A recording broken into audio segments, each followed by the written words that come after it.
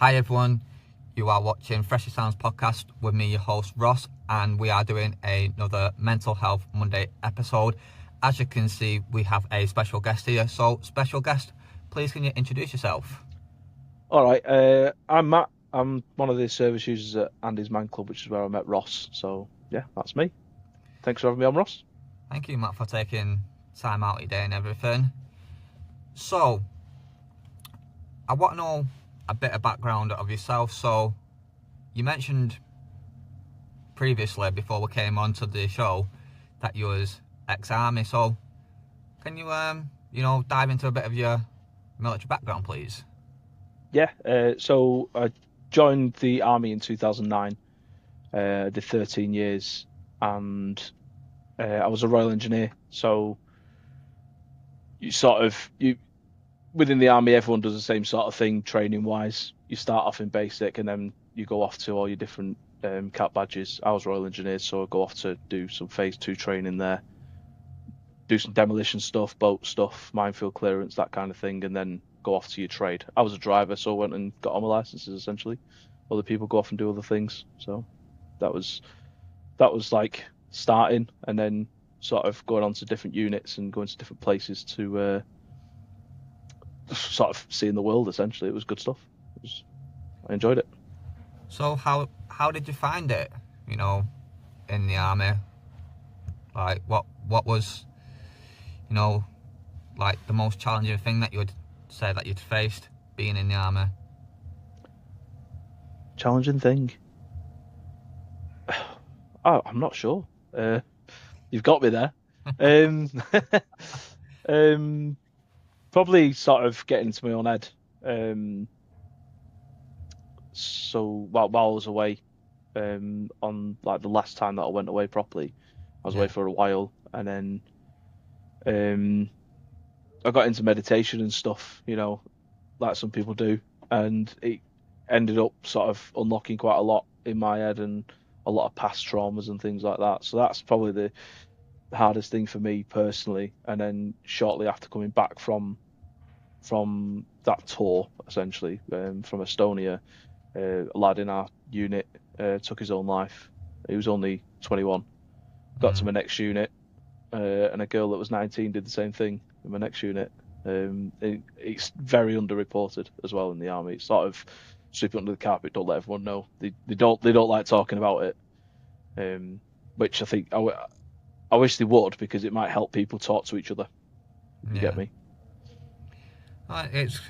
It's quite weird as well, like you're saying that, because I've spoke to a few people, who are ex-military like yourself, and obviously people from Andes, but due to the rules and regulations, we can't say Yeah, names or anything, so I'm not yeah, going of to really course. mention names. But these people have also mentioned the same as you, and it's quite shocking to say that obviously what you just said then, and with the army being what it is and what it stands for, you would Yeah, think that it would have something in place for this sort of stuff. And I'm quite shocked, and you know it's heartbreaking to hear this sort of stuff, because if you was yeah, on, as you call it, Civvy Street, you know this sort of stuff is, it's well looked after sort of thing. Do you know what I mean? Because like you've got Andy's Man Club, you've got Anthony Seddon's, you've got loads of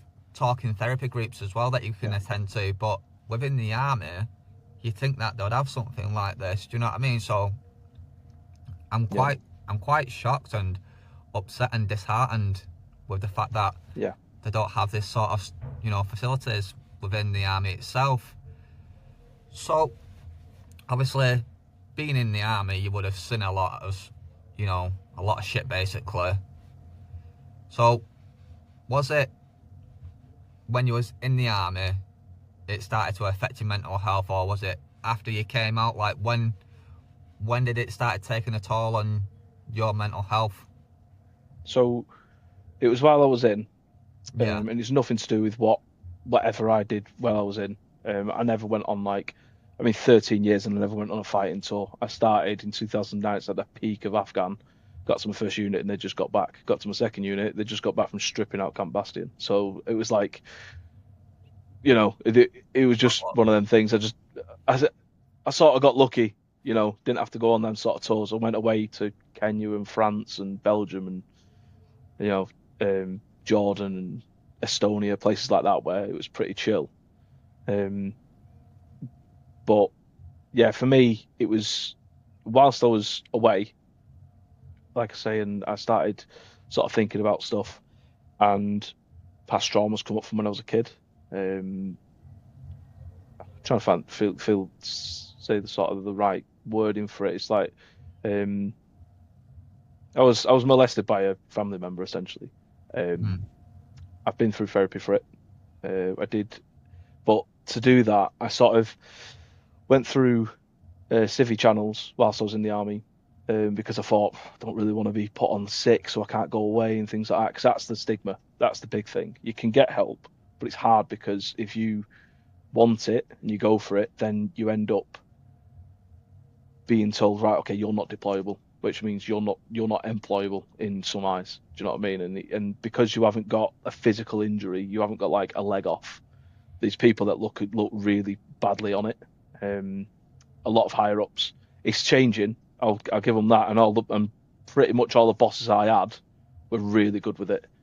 But I went through civvy channels, as I say, and I went to this agency, but with it being civvy, you can only do 6 to 8 sessions, and then you basically get passed on. See you later. And I did 6 sessions, and the lady that was there was like, "You need a lot more than this." And she said, "You're still in. Use it." She's like, "Balls to whatever they think. Just use it." I was like, "Right, I'll see. And I didn't bother. I went to my next unit because it was just the time for me to move on. Went to my next unit, and one day I just said, I rang my boss, "I'm not getting out of bed," and it was literally like, "I'm not getting out of bed." And he was pretty cool with it. He was like, "I mean, don't like it, but what's going on?" And I was like, "I don't really want to talk about it." Ended up going to the med centre. This is at the previous unit actually. I went to the med centre, and the problem was the medic that I spoke to is a medic that we were on tour with when we went to Estonia. So I'm like, you know my face, you know the lads. I don't like this, and that's another part of it where, the medics that you're going seeing, you're going in for mental health stuff, and it's like, I don't really want to talk to you about it because you sort of know me. But yeah, I ended up getting the help I needed, and I did EMDR therapy. If you've ever heard of that. No, what's that? So I can't remember the actual what the abbreviation actually stands for, but it's eye movement essentially. So they'll literally get like a pencil so they'll like get a pencil and they'll literally do that, and you follow it, and they get faster and faster whilst they're sort of compartmentalizing the traumas. So you're thinking about what happened. I had to do it on Zoom like this essentially because it was lockdown. So Yeah. I had no chance of doing it properly, but it worked really well. And instead of doing it with the eyes, because I couldn't really see properly where he was and stuff like that, I had to do it like this and just tap, and I'd just be tapping, and then when I'm sort of thinking, explaining what happened to me in detail, I'm tapping a bit faster, tapping it in, and it's really effective, like really, really effective. It's dead good. So I recommend that to anyone that if you're speaking to your doctor about therapy and you've got trauma. The woman who came up with it's like absolute genius. She did it by accident, from what I can remember. She just sort of was in her own head a little bit, and she's a therapist, I believe. I could be wrong. Look it up. I don't know. But yeah, it was. It's really effective and it's quick, so people don't need like 59 sessions. So it's designed to be faster, if you get me. That's Like I say, that was the military that provided that as well, so that was a good part. It's quite interesting to like hear this sort of stuff as well, because like, obviously being at Andy's as well, Yeah. you know what they say, like one thing might work for somebody else but might not work for another person. And it's good to hear all these like different techniques and, you know, see them as well, you know, like obviously how you explain it, because whoever's watching, you know, they might try that sort of like technique and take it on board and be like, oh, okay. Yeah. Or like I'm ex-military, do you know what I mean? And they might find it quite useful, you know, because obviously you've got that military background, they've got that military background. But say, for example, if it was me who's tried it, and I'm like, well, it's not really worked, you know what I mean? So I'm like, I'm not going to sit here and go, oh, well, Matt's lied to me, because everyone's different at the end of the Yeah. day. Everyone Do you know what I needs mean? different therapy, don't they? In that sort of Exactly. respect. And it's all about using your own tools from your own toolbox. Again, Yeah. from Andy's. Yeah. So, obviously, you mentioned about like your therapy. Yeah. So was that sort of like therapy sessions? Was they handed to you from like the army, or was it when you came onto Civvy Street? No, that was whilst I was still in. Okay. So essentially, I was on a promotion course at one point, and it was my birthday. Didn't even know it was my birthday. It's like 2nd of July, and I just sort of creamed in a little bit. I'd been doing really well on the course. I'm one of these for some reason. I'm a bit of a grey man on courses like that. Like I was like through basic training, I was a grey man. I just did what I needed to do, and I enjoyed it and stuff. Some people really excel, some people really struggle, and I was a sort of grey man doing whatever I needed to do. And it's a similar sort of thing on this promotion course. And I just went up to one of the corporals and I was like, don't want to be here like that. And he's just like, oh, I've got a weapon in my hand, and I'm saying I don't want to be here. He's got red flags everywhere, then, aren't they? So he brings in troop commander, and he's sort of, it's like, because he didn't know how to speak to me, which is something that, as a captain, as an officer, he should know how to be able to speak to somebody who's got some sort of mental health crisis going on. He should be able to sort of go, right, I need to know this. These are the questions I need to ask you. Answer these questions and we'll be right. And because I did know how to speak to people, because I'd done my mental health first aid course, I need to stop banging my desk because my camera's wiggling. I'm just sort of, I'm looking at you and then looking at me and my thing's going. But yeah, because I know what I need to say, and what he should be saying, I said to him, I said, "Sir, just stop a second. The rifle's fine. I'm not wanting to hurt anyone or myself. I just want to go home. I don't want to be here." And he's like, right. And then I sort of had to go through the channels, and there was a lot of uproar and and ah and a couple of people whinging, but whatever. But for the most part, especially my boss at the time, our sergeant at the time, very very good about it. Like I went back to Tidworth where I was posted, and he was like, "I'm going to come round your room in a minute, mate. Just chill out, do whatever. I'll see you in a minute." And he just came up and we had a big long chat, and you know, for the most part, people are really good. But when people are crap with it, they're really crap with it. That's the problem. And for me, I was always sort of, my door's open. You know, I had a baby gate because I have a husky in the room, but my door was always open. You know, and people would come around and have a chat and jam a whiskey and, you know, chill out and talk whatever you need to talk, say, and then it won't go any further unless it has to. Same sort of rules as Andy's and everything else like that. You know. So initially, you had your own little mini Andy's Man Club before you even came to Andy's Man Club. I suppose so, yeah. And the thing is, there's one of the problems that we've got at the moment with the army is the culture's changed, where people don't interact. They go to the rooms. So we've got like it's like student accommodation where you've got like a kitchen at the end, a kitchen and bathroom at the end, where you've got like and a common room, and then you've got a corridor with 8 rooms coming off it, and each one of them rooms has got an ensuite and stuff. So the only thing you ever had to come out your room for is cooking, if you cooked and didn't go to the cookhouse. But you'd get back after work, and you'd say hello to people, and it baffled me. But people would go in their rooms, shut the door, clunk, and you just hear it lock, and you won't hear from them all night. and they'd just be sat on their own in their room all night. And I'm like, I got to my first unit, I shut my door, and my door got kicked in. He went, and you don't fucking shut your door. There's only two reasons you shut your door: it's wanking and sleeping. That's it. You don't fucking shut your door.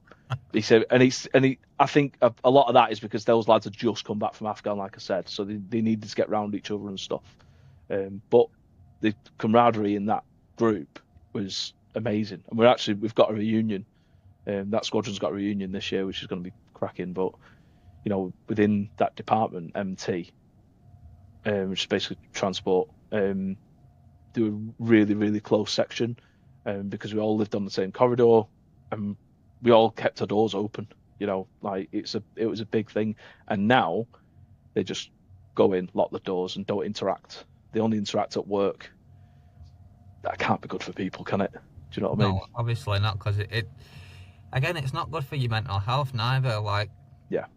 I live in sheltered accommodation, and I spend most of my time in my room. But when I'm at home, I'm gaming, or Yeah. I'm doing a bit of video editing at home, and so I can't really go do that in the kitchen because there's like other people there and everything. So, but I sit in the communal kitchen and I talk to people, and again, it's good for your mental health just to talk to new people, because like, you don't know what they're going through, and they don't know what you're going through. And I talk to them about Andy's Man Club all the time, because obviously it's only up the road from where I live. So I live in, Greystones in Ashton. Yeah.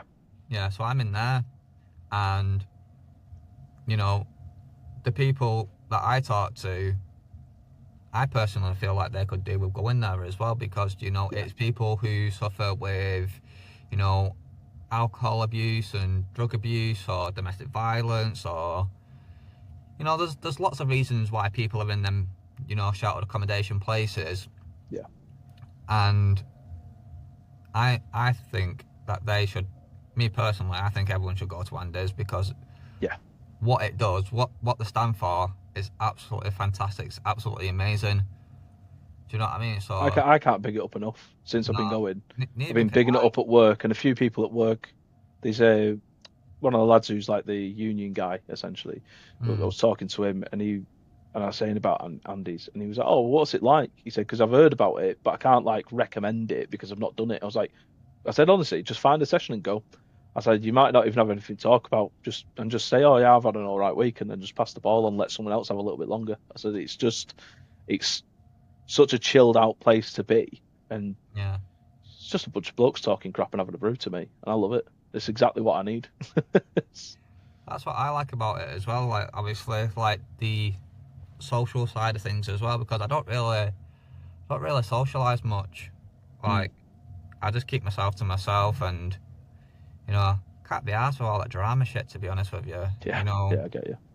Knowing too much about other people and everything, I just, like, when I'm down, I'm in my sessions as well, I'm like, everyone's like, when people are talking and the ball's going round, and it's just like all this information's going in my head, and as soon as I step outside, I just forget everything. I'm like, whatever's got said in Andy's, I just leave it all at Andy's. You know what I mean? I don't go out and go repeat stuff. Do you know what I mean? Absolutely. I mean, I introduced my brother-in-law to it. Yeah. And I said to him, if you want to go into a different group, go into a different group. If you don't want me to hear something you want to say, absolutely no problem. So I'm not going to be offended. Don't worry about it. And then the other thing that I said was, I'll never ever voice it to anyone. It's not. I was like, that's part of the rules. You don't do that because it's not on. And he actually messaged me about a month ago asking, so, you said anything to my mum or Zoe, like my missus, his sister? I was like, no. It's like, but why would I? And I think they were just cottoning on that he's about it and stuff like that, about how he's feeling and stuff. Which, to be fair though, he's been doing brilliantly. He's like, they said he's like, I'm just gonna have a week off because I'm feeling good and I just want a bit of extra sleep. Because we both work quite early in the morning, so it's he want that little bit of extra sleep rather than being up till 10. That's it. It's nice to have a bit of time off from work as well. Yeah. Because again, work can affect your mental health, and if you're not doing a job that you like or Yeah. you're happy with, it can affect your morale so much. Like, say for example, you're a lorry driver, yeah, and you don't like your job. It's going to affect your mental health so bad because you're sat on there on the motorway driving this long ass frigging truck, and you're like, Yeah. can't be arsed doing this shit no more. Do you know what I mean? And it's like, because you can't be arsed with it, then you start thinking about things, and then you start getting in your own head whilst you're driving. Then you're losing track of, like, your focus and everything, and you can have an accident. You know what I mean? So Yeah. Yeah. my advice to people is, like, if you're gonna get into work, at least do something that you enjoy doing. Yeah. It might not be the work necessarily, because Might be the environment. exactly, it could be the environment, it could be the people in the workplace. Yeah. Like, I used to work at JD Warehouse in Rochdale. There's a fucking bag of shit, Yeah. but I enjoyed the people there. Do you know what I Yeah. mean? Yeah. Like, there was this one woman called Denise, and she was such a lovely lady. Like, I used to call her my grandma because before my grandma passed away, she would always have a tub of blue ribbons on the table, like, Yeah. in a little basket thing. And when I started working there as well, and I got put onto her department, I became friends with her, said hello, came really, really close and everything. And every morning, I'd have a blue ribbon on my desk. The first time I saw a blue ribbon on my desk, I cried. She went, "What are you crying for, over a biscuit?" I said, "Do you know what?" I said, "It's not just a biscuit to me though." I said, "Because it's the memory that I have connected to that biscuit." Do you know what I mean? Yeah. And it's mad, like, how you can see something and it can just bring back memories, or it can shed a tear to you. Like I said, I saw the blue ribbon for the first time, and like, how she treats me was how my grandma treated me. She cared for me and nurtured me. And this is what this woman did at work. That's why I enjoyed going to work so much, was just to see this woman, not to pack about, 1,000 units a day of frigging people's shoes and Yeah. t-shirts. Yeah. Couldn't give a shit about your trainers, mate. You know what I mean? It's like, yeah, nice one. You just spent 100 quid on some trainers. Who cares? I'm like, there you go. Mine's always smells, Mine's always smells when it comes to that sort of thing. It's mad. There's a pump at work because I drive lorries, Yeah. but there's a pump at work, and it's essentially just a diesel generator. And the smell of that diesel generator takes me back to when I was in Jordan, because we have massive diesel generators in the middle of the desert powering us, and you could just smell the diesel, like all the fumes, like the exhaust fumes, and it smells exactly the same. I'm like, oh, and it just takes straight back to Jordan. It's the weirdest thing. That's it. It's like I said, it could be something like a physical thing, or it could, like what you said, it could be like a scent or something. Yeah, And it's just, it takes you back to good memories, and yeah. I mean, to be fair, sometimes not so good memories as well. I mean, that was the meditation thing for me when I was away, and sort of I was there just trying to work on myself a little bit, because I'd put a lot of weight on through having an operation on my feet and not being able to move as much and eating loads of crap. And then I was like, do you know what? I'm gonna go for boxing team when I get back. So I've got 5.5 months here. I might as well do something. So I started every day going on the bike, and then I do PT 3-4 days a week as well. And I went down from like 107, 108 kilos to like 90 when I got back. But as well as that, I was trying to deal with my head stuff as well. I was like, oh, there's something not right. And my missus is right into meditation and stuff. She's dead spiritual and stuff. So I was like, do you know what? I'll give this meditation crap a go, And it worked. And it started. And because I'm sort of sat not thinking about anything, and things popped up, and it really got to me. And it like killed me off. But then I didn't say anything for a while, and then things started. I started being a bit of a dick at home, essentially, but just being a dick to the missus and kids. Not like violent or anything like that, just a dickhead, just not being nice. And then it was getting to a point where the wife was like, I could see it in her face. She's like, I'm fucking done with this. He's an knobhead. He's so much changed, and I don't like him. I'm gonna fuck him off. So all I thought was she's just gonna bin me off. So I remember coming in with her tea and just putting it on her lap and saying, "Can I have a chat with you?" And I just broke down and told her everything that had happened to me. And she's like, "You need closure. You need to go to the police about this." So that's essentially what happened. And CPS was like, "Nothing we can do." Because what can they do for something that's 20 years ago, with no other people and all that sort of thing? But yeah, that's over. That is what it is now. It's just talking makes such a difference. Can't explain how much of a difference it makes. I wouldn't have the marriage I've got now if I didn't talk to a wife. With that, she's amazing. Like, she's got me through a lot of crap. I mean, I've got her through a lot of crap, but sometimes it's my doing the crap. So, well, that's it. As long as you've got someone supportive at home as well, because if you would never have spoken to your missus and just bottled it all up, it would have destroyed you from inside out. Do you know what I mean? Because yeah,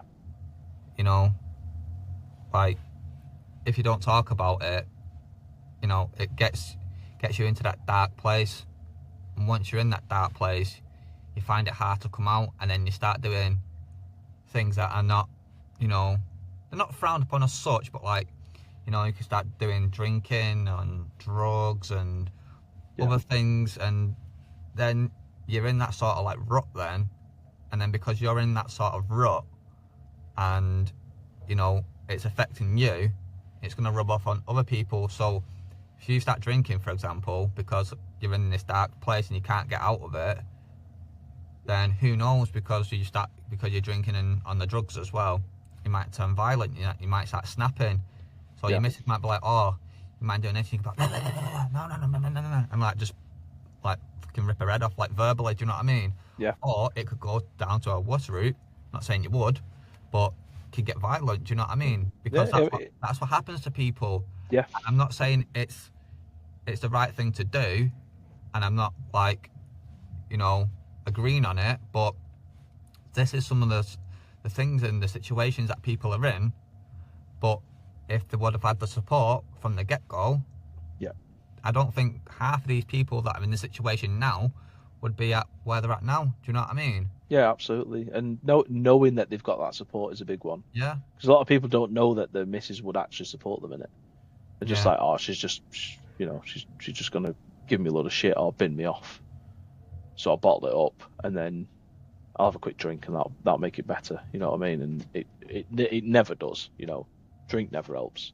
It just numbs the pain for. It's like a temporary solution. Do you know what I mean? Yeah. Like I used to drink, and I've got past trauma, and it's like, well, no, I don't want to do this.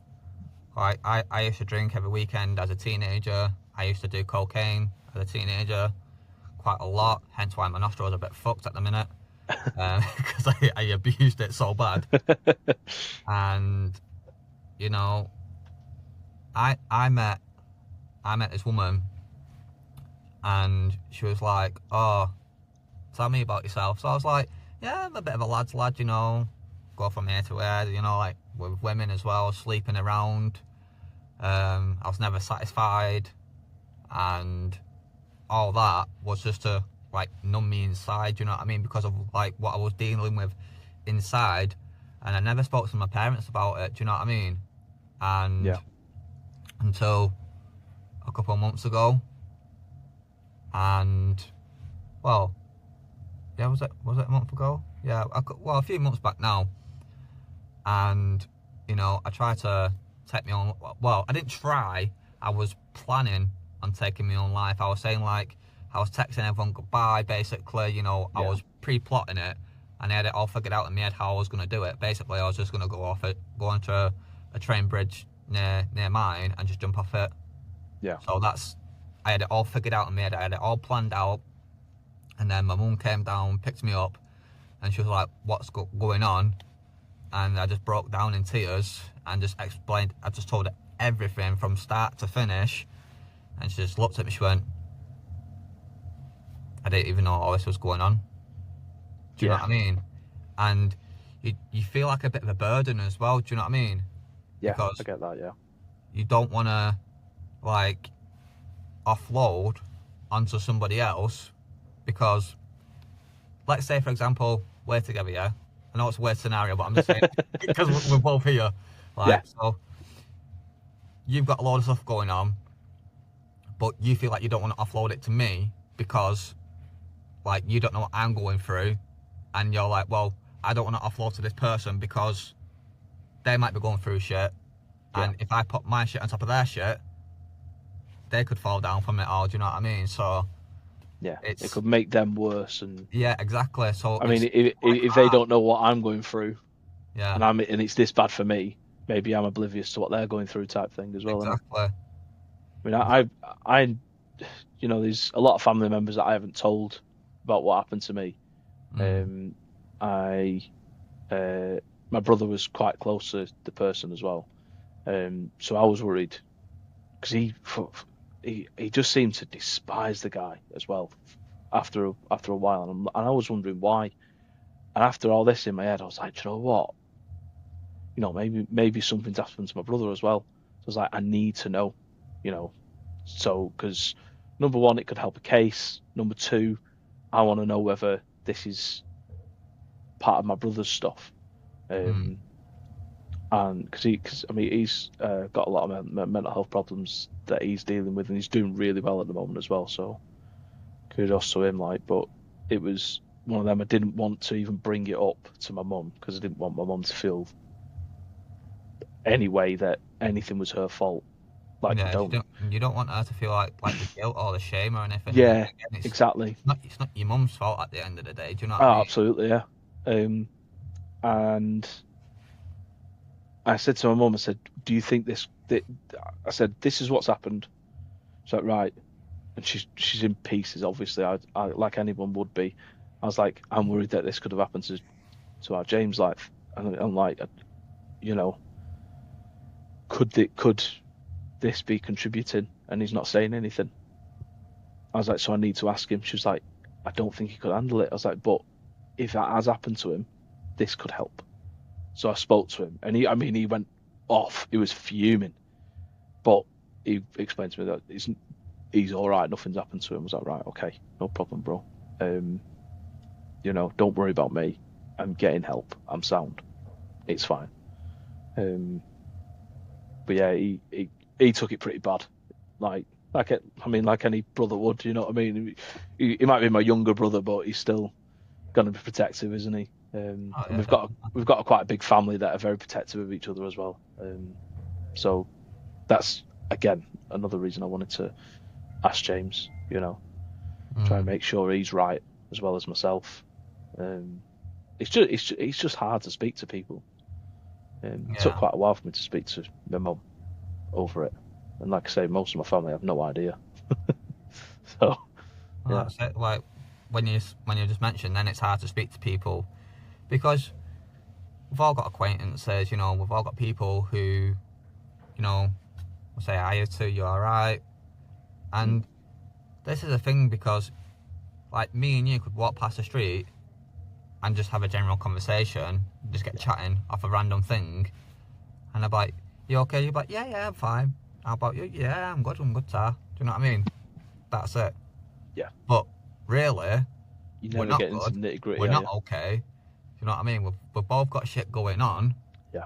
But this is the thing, people don't want to offload to someone as well because they feel like they're not going to be interested, or they might look at you differently. And again, like, this is why I love Andy so much as well, because you go in, you speak about your shit, and you don't get judged for it, because obviously, like they say, it's a non-judgmental place. Yeah. And what gets said in there, I hope it stays in there. Do you know what I mean? Yeah. It's entirely up to the other people who are in your group if they want to keep it in there, or if they want to blob them out to somebody else. Do you know what I mean? But I don't think they would do, because obviously I think the facilitators personally would be quite pissed off if, Yeah. information and stuff got leaked out to other people, and then someone comes up to you in the street and go, Oh, "Oh you're yeah, such and such. I know this about you. I can't believe that. Why would you let that happen to you?" Do you know what I mean? It's just like, well, it's Yeah. hard to, obviously what you've gone through, at the time, it's hard to, deal with it, Yeah. sort of like stop it from happening, because Yeah. It's the people say that there's a fight, flight, freeze thing, and I was explained that there's actually a couple more to that. One of them's friend, and you'll befriend someone who's abusing you, to try and stop that abuse, and you just keep on trying and trying and trying the friend bit, and it's not going to work. But in your head, you're like, oh, maybe that'll work this time. It's why a lot of people end up in abusive relationships and stay in them. That's sort of one of the responses that you get. But one thing about Andy's that I love, another person who's ex-military said it first when I was in there, sort of thing.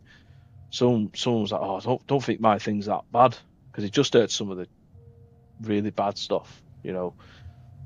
People who are going through similar things to me, and bad breakups and things like that. It's like, oh, don't think mine's that bad. And this bloke went, just let me stop you. It's not top trumps. There's no mine's worse than yours. If we have an anecdote that might help you, we'll say it, but we're not going to belittle you because that's your thing this week. And for me, if you go to Andy's and say my thing this week that really got to me is I stubbed my toe, that's your thing this week. Next guy could have this horrific story of what's just gone on for him, and that's his thing. That's the non-judgmental bit with Andy's, which I really, really love. It's and it's made a massive difference to me. It's a bit of a sacred day for me, that as well. Apart from last week, I was on night, so I couldn't go, and then this week I couldn't go the other day because it was the lad's 16th, so we was out for a curry for him, so I was a bit late getting away from that. So I was like, right, one more week, okay. But yeah, it makes such a difference. I honestly couldn't recommend it enough, and I recommend it to everyone. I try and get every bloke that I know down there. I'm like, just come down. Oh, but I don't know. Hey, you never do. And the first one's crap. You hate it. You hate going through that door. One of facilitators. Obviously, I'm not going to name any names or anything like that. But one of facilitators at Ashton is just the bubbliest bloke in the world. Comes over. It's the first person I've seen. And he's like, "How you doing, mate?" And he shook me hand and went, "Come in, I'll take you around." And it was like dead. Very, very huggy and touchy. Yeah. But yeah, he just made me feel so welcome. And as long as everywhere's got one of him, it'll be sound, which I'm pretty sure they do, because some of the guys from Ashton have gone to the new Denton one as well, aren't they? Yeah, so they've got the Denton one, and they're opening up another one in Chadderton. Are they? Oh, that's brilliant. Yeah. That's so really obviously good. when you wasn't there, they did mention it about like they were opening up to Chadderton as well. So I'm from the Oldham AMC originally, because the Ashton one wasn't even open when I was going. Yeah, because that was last February, wasn't it? Yeah. Last February. Yeah, so Andy's in Ashton has been open for a year. Yeah. And a few days now. Yeah. So obviously on Friday just gone, they had their 1 year birthday party. Yeah, I was working. Gutted. I had my son, so obviously I couldn't really go. And I was like, oh, but you could have brought him. No, I don't really want to bring my son to that sort of thing. Do you know what I mean? Yeah. And I don't drink, so I would have been on soft drinks. And I'm like, I don't really. This is the thing. Like, I get invited to go out somewhere, and I'm like, yeah, I'll come. Don't turn up. I don't like socialising. Yeah. I've got some friends who don't drink and stuff, and very similar sometimes. But when they do come out, it's brilliant. And I'm not a massive drinker. I mean, don't get me wrong. When I do drink, sometimes I get a bit daft, and I just last time I got put in the dog box by the wife, she wasn't very happy. Um, and I just get banned from going out with certain people. They know who they are. Um, just because as soon as I'm out, I'm like, oh yeah, I'll drink same as I used to when I was 21 in the army, and drinking every day pretty much, just because it was the culture, and I can't do it. Mm. Get 2 pints down me, I'm like, feeling it, and then I start on the whiskies, and I can drink whiskey quite well, but not like that. Then tequilas start coming out, and then I end up throwing up and getting in trouble. Getting in trouble with the missus. Well, that's it, yeah, because you drink what you're used to drinking, what you know Yeah, to drink. because you feel like you can still do it. Yeah. I can't because I don't drink. When I get questionnaires, I got a questionnaire when I was in the military still. I was having a dental appointment, and she said, "Oh, just fill in this questionnaire about drinking and stuff." Like, yeah, no problem. And it was like, "How much do you drink?" And I was literally like, once or twice a month, ticked that, and they were like, "It could be a problem." I'm like, that once or twice a month is literally, I'll pour a dram of whiskey and I'll try a new whiskey. I've got 30 odd bottles of whiskey in my house because I don't drink much, not because I do drink loads. They've been there for ages, and every now and then I get a new bottle, like for my birthday or whatever. Get an occasion bottle every now and then and try a new one, but I don't drink very often, so I've got loads of it. I'm crap at drinking these days, rubbish at it, and being in the army so long, drugs were never my thing. I was always too scared of getting kicked out because I've seen people get booted for coke, and a couple of lads I know got booted for that. One lad, steroids was his thing that he got done for. Just because they come up with random piss tests, they literally just shut down a camp and like, right, okay, piss in a cup. And it's like, oh crap, what have I done now? They have a list. You cannot get out of camp unless you've got a stamp sort of thing. So I was always too scared of that. So never bothered with drugs really personally myself. But a lot of drink, a lot of drink when I was still in. Parties were wild. I missed my opportunity to go in, so I did apply to go in the army myself, really, Yeah. and I was 17 when I applied, and I can still remember like all of the basics from like to this day now. And I went to the signing up depot in Oldham, Yeah. and where the post office is now in Oldham town centre. Yeah. That's where the So I went to the Oldham one yeah, first. that's where I went to, and so I did my test thing, and I remember this specific one. It pissed me off, and it had like an F shape, and you had to like part of your barb test, and you had to turn it in your head. Yeah, and it was like it's some like, people really struggle with it. To do.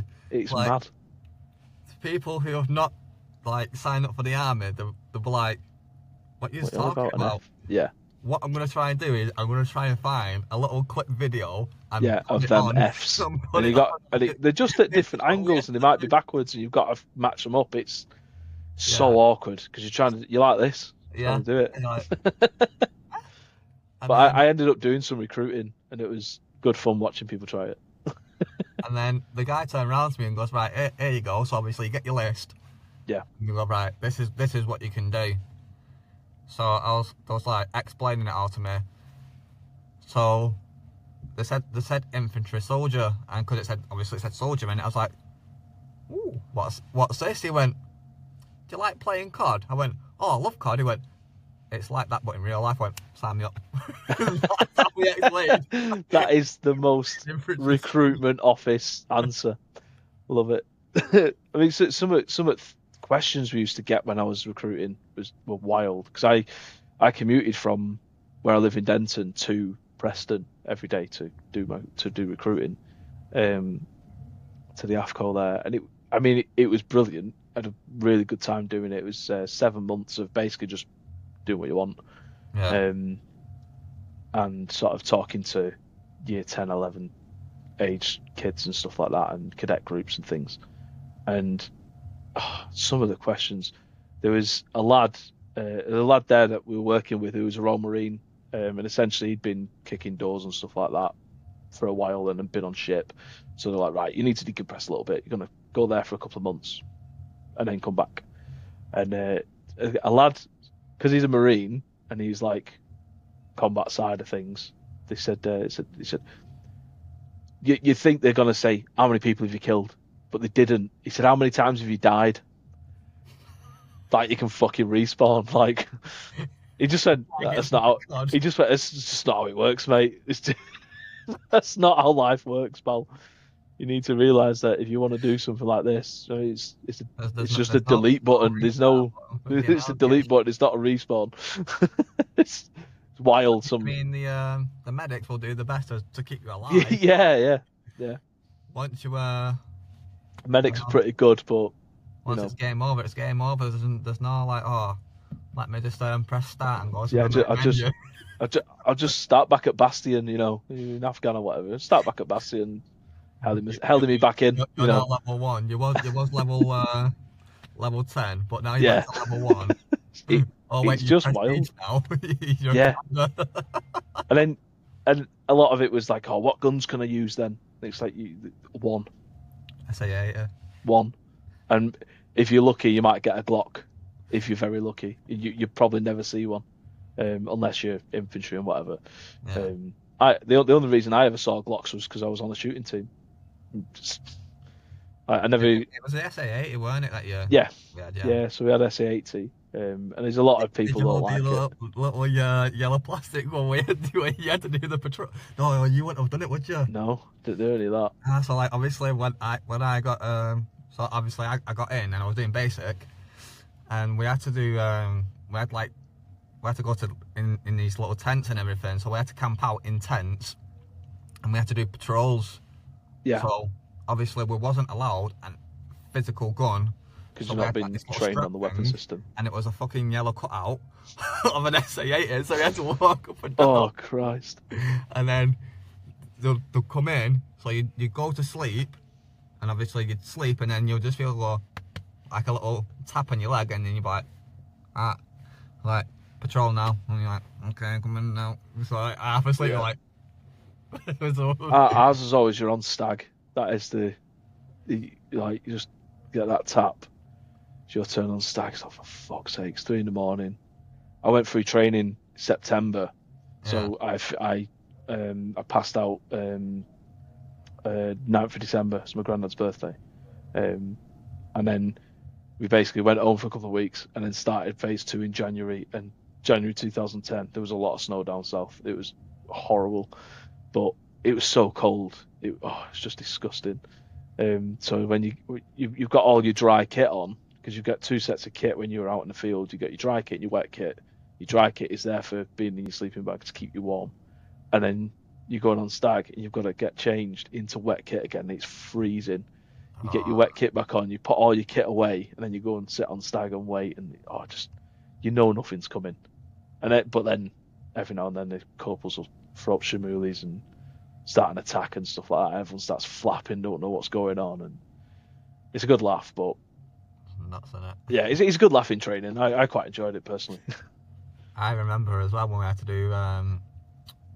to do swimming, and they just chuck you in with your kit on.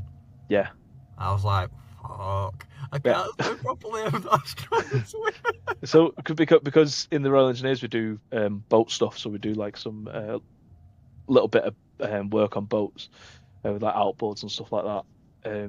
Part of the prerequisite of training, you need to learn how to swim, and it's 2 minutes of it's got 2 minutes of treading water, and then 2 lengths essentially, 25 metre pool down in Gibraltar Barracks. And there was a lad that had never swam before.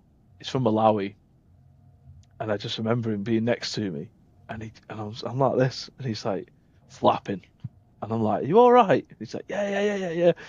And then I was just, "Corporal," and he just put his hand up and just sank, and he just sank.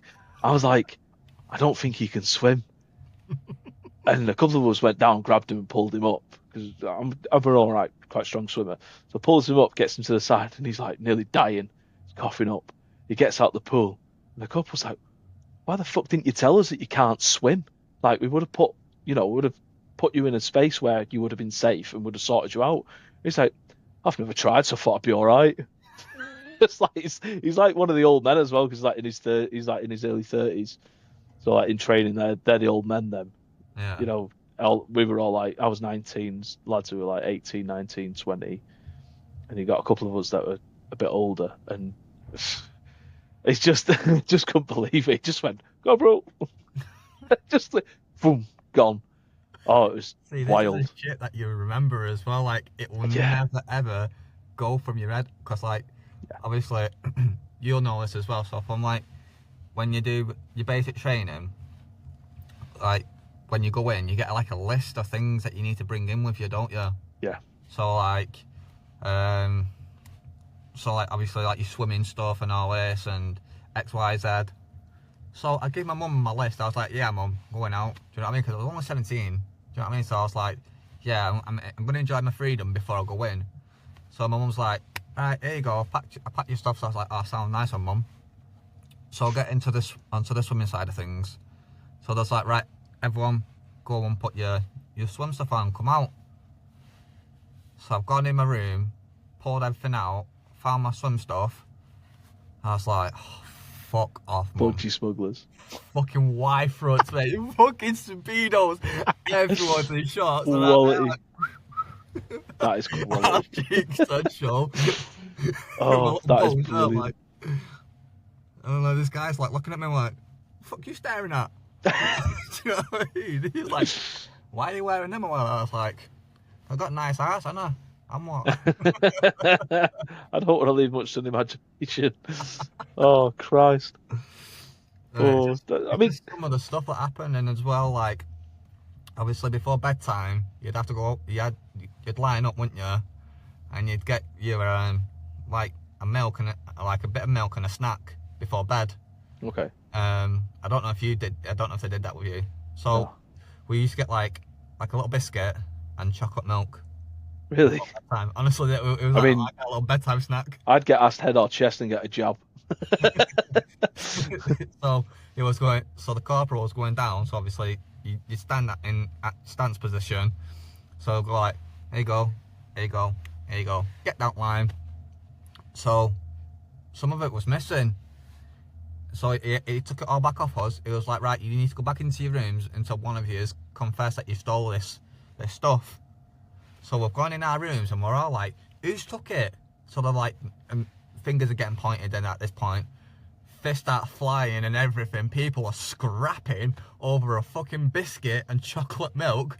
Corporal shouts us. We've all come out with black eyes, busted nose, bust lips and all sorts. He goes, sorry, I Testing you. discounted it.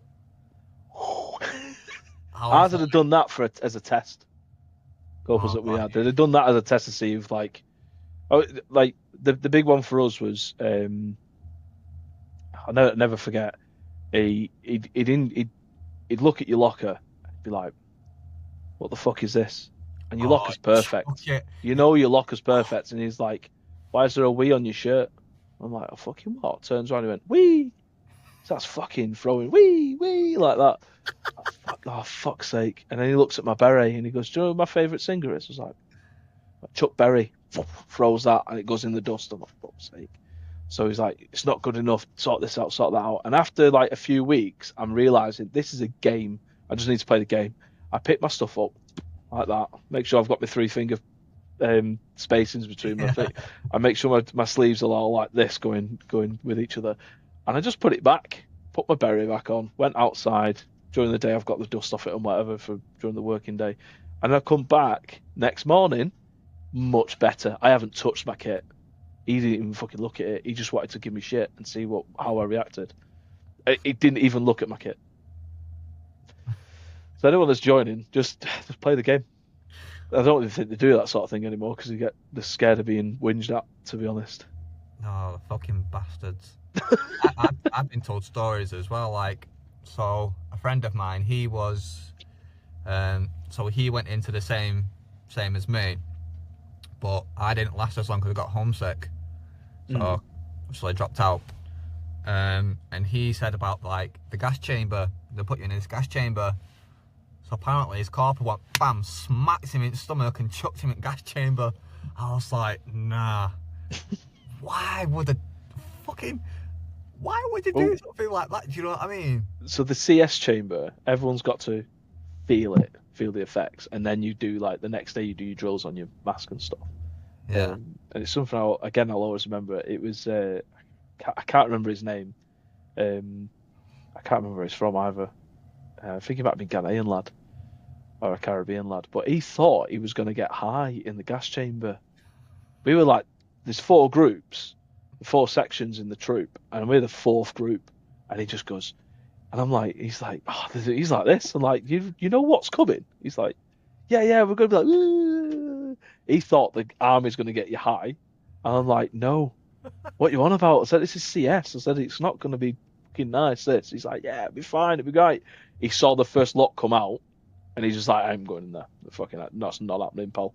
And he literally got dragged in by the sergeant, who was he was a couple of horse because he was House of Cavalry, but he just dragged him in. Big monster of a bloke, big cockney guy, throws him in. Shut the fuck up, you can't. Get your mask off. He's like, oh.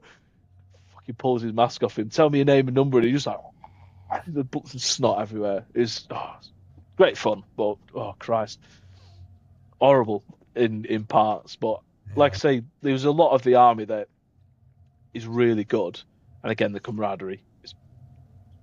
You're not going to find it in many other places. No. I sort of came out and fell into this place, a Brazilian Jiu-Jitsu gym in Stockport. I fell into there because a mate of mine joined it and was like, it's like another family, mate. Just come here. It's all the same banter. There's a few ex-squaddies, and everyone else there is just like good banter. But within the army, there's so much good, but then there's all the stigma. There's too much stigma behind mental health still, even though they're doing things like mental health first aid courses. So when I was posted in Nottingham and I did it, it was under Major Murray Knight, her name was, and she ended up getting an MBE because she's brought all this into the army, into the military. And the mental health first aid course that we did is tailored to military route, because you can get like the child one and things like that. So it gives you the general stuff like anything else would, but it's then tailored to military things and things that people will have seen and heard within the military and stuff. And like I say, she's the one that brought all that in, and sort of and ran our course with a friend of hers who was another, what would you call it, like another tutor. But yeah, that's an amazing course. Like, if you ever get a chance to do that sort of thing within a workplace, it's really good. Mental health first aid. It's like 3 days, and it's a very, very good insight. I'd love to be able to teach them sort of courses personally, but I don't know. Don't know whether I'll be able to. You never know. You never know. You never know. Say never. No, absolutely not. So we are going to come up to the end of the show now. Yeah. So before I say my goodbyes and everything, is there anything you would like to shout out, or is there a message you want to give to the people who are watching or who are listening, depending on what platform they're using? Talk. Can't shout out Andy's more. You know, I can't emphasize enough how good it is and how much it's helped me, even in the sort of short time I've been going since that October. I can see how much it's helped, and if you can get it, just get therapy. Don't get me wrong, it's not open to everyone, because it might cost an absolute fortune, because frankly the waiting list is like 5 years or something daft like that to actually get anything on the NHS. But yeah, just shouting out to Andy's, and again, strategy in Stockport. People from all kinds of walks of life in there, and we just a good laugh. And you can't, when you're getting squashed by a brown belt who's 140 kilos, you cannot think about anything else other than getting out of that position. You know, it's you're hard pressed to think about anything else, which is why it's so good for mental health. And you've got a charity called Reorg that work with the military, and to get people into Brazilian Jiu-Jitsu for that exact reason. They've got guys who are like triple amputees You know, there's a guy there. He's got an arm, and that's his lot, and he trains all the time. You know, it's mad. It's one of the parts of my toolbox that really helps. I haven't been in a few weeks, and I can feel it. The fact that I've not been, I can feel it. And the coach gives me a lot of jip when I don't go anyway. So he's like, "The fuck are you? Get down here," which is good. So yeah. So shout out to them. Shout out to Andy's as well. Well, I just want to say a massive thank you for yourself for, you know, sharing your story and, you know, obviously what you've been through and what you're currently going through now. And I just want to say a massive thank you to everyone who is watching, you know, and supporting the YouTube channel. And if you do want to come on and have your say and have your story like Matt has, you're more than welcome to. So that's it, ladies and gentlemen, and thanks for watching. Hope to see you in the next one. I don't want nobody like I want you. Oh, I want my body like you is you.